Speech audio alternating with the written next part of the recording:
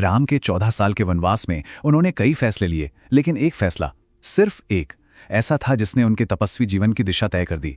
आज हम उसी एक खास चुनाव की कहानी को समझने की कोशिश करेंगे और जानेंगे कि उस एक पल का असली मतलब क्या था। जरा सोचिए अयोध्या की उस भोर के बारे में, जब पूरा शहर गहरी नींद में था, पर राम, सीता और लक्ष्मण की आंखों से नींद कोसों दूर थी। राम अपनी सोती हुई प्रजा को देख रहे थे और उनका दिल बस बैठा जा रहा था। वो जानते थे कि उनके जाने की खबर इन लोगों को कितना तोड़ेगी। अयोध्या के लोगों का प्यार उन्हें कभी जाने ही नहीं देता, और शायद यही वजह थी कि उन्हें चुपचाप जाना पड़ा। तो रात के अंधेरे में राम, सीता और लक्ष्मण सुमंत के रथ पर सवार होकर निकल पड़ते हैं। ये कोई आम विदाई नहीं थी, ये एक खामोश विदाई थी। इसका एक ही मकसद था, अपने ही लोगों को और ज्यादा दुख से बचाना। लेकिन देखिए, राम सिर्फ भावुक नहीं थे, वो बहुत दूर की सोचते थे। उन्होंने अपने सारथी सुमंत को एक बहुत ही अनोखा आदेश दिया। कहा, पहले रथ को उत्तर दिशा में ले जाओ और फिर अचानक दक्षिण की तरफ मोड़ लेना। ये एक सोची समझी चाल थी, ताकि सुबह जब लोग उन्हें ढूंढने निकलें तो वे भटक जाएं और समझ ही ना पाएं कि उनके राजकुमार आखिर गए तो गए कहां। मीलों का सफर तय करने के बाद आखिरकार वो उस जगह पहुंचते हैं जहां से उनके राज्य कोसल की सीमा खत्म होती है। ये सिर्फ एक जियोग्राफिकल बॉर्डर नहीं था, ये एक ऐसा पॉइंट था जहां से वापसी के लगभग सारे रास्ते बंद हो जाते थे। ये अपनी जमीन को उनकी आखिरी विदाई थी। और जब सुमंत ये ऐलान करते हैं कि कोसल राज्य की सीमा अब पीछे छूट गई है, तो ये सिर्फ एक सूचना नहीं होती, ये एक लकीर खींचने जैसा था उनके शाही अतीत और उनके तपस्वी भविष्य के बीच।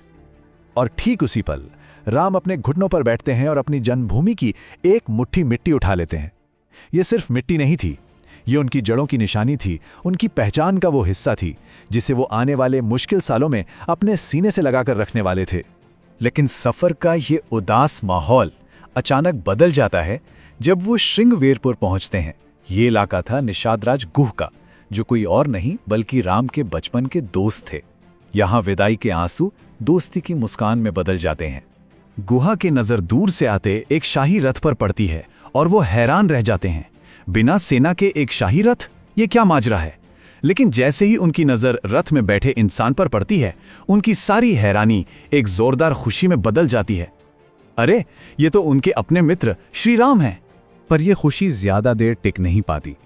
गू अपने दोस्त को शाही लिबास की जगह एक तपस्वी के सादे कपड़ों में देखकर सन्न रह जाते हैं। उनके मुंह से जो शब्द निकलते हैं उनमें हैरानी भी है और चिंता भी। और यहीं से कहानी एक बहुत ही दिलचस्प मोड़ लेती है। अब एक इम्तिहान की घड़ी है।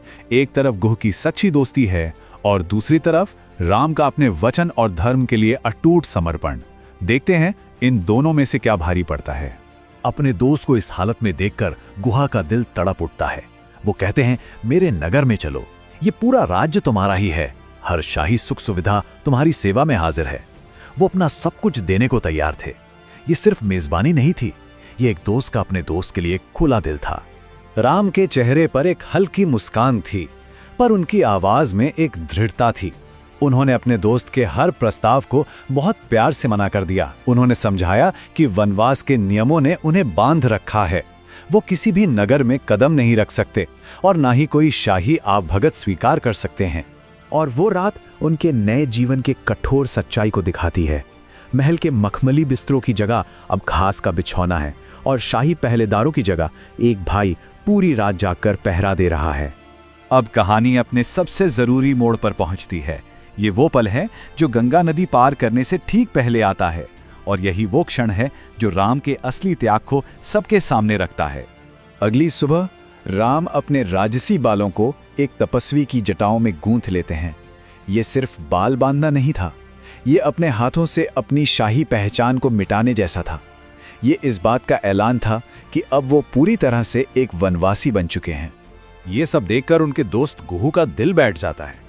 वो आगे के रास्ते को देखते हैं, सिर्फ कंकड़ और पत्थर। वो ये सोचकर ही कांप जाते हैं कि जिन पैरों ने हमेशा नरम कालीन को ही छुआ है, वो इस पथरीली जमीन का दर्द भला कैसे सहेंगे। तभी आराम का एक आखिरी मौका सामने आता है। सारथी सुमंत आगे आते हैं और कहते हैं कि कम से कम रथ में तो आगे का सफर जारी रखा जाए। ये एक बहुत ही वाजिब सुझाव था, जो उनकी मुश्किलों को काफी हद तक कम कर सकता था। और यही है वो पल राम आराम के इस आखिरी मौके को भी ठुकरा देते हैं। ये सिर्फ रथ को ना कहना नहीं था, ये जानबूझकर नंगे पैर चलने का फैसला था। ये इस बात का ऐलान था कि वो मुश्किल से भागेंगे नहीं, बल्कि उसे पूरी तरह से अपनाएंगे। इस एक फैसले का मतलब बहुत गहरा है। राम सिर्फ सफर नहीं कर रहे थे, वो एक राजकुमार होने के आखिरी निशान को भी मिटा रहे थे। एक सच्चा तपस्वी बनने के लिए दुनिया को वैसे ही महसूस करना पड़ता है जैसे एक आम इंसान करता है, अपने पैरों पर नीचे की जमीन को महसूस करते हुए। तो ये कहानी हमें एक बहुत गहरे सवाल पर लाकर छोड़ देती है। राम का रास्ता कर्तव्य का था, पर हर मोड़ पर उन्हें प्रेम का सामना करना पड़ा। अयोध्या के लोगों का प्रेम, गुहा का प्रेम, ये प्रेम उन्हें आराम देना चाहता था, लेकिन यही प्रेम उनके संकल्प का सबसे बड़ा इम्तिहान भी था। तो फिर कर्तव्य के रास्ते पर प्रेम सबसे बड़ी ताकत है या सबसे बड़ी बाधा? सोचने वाली बात है ना।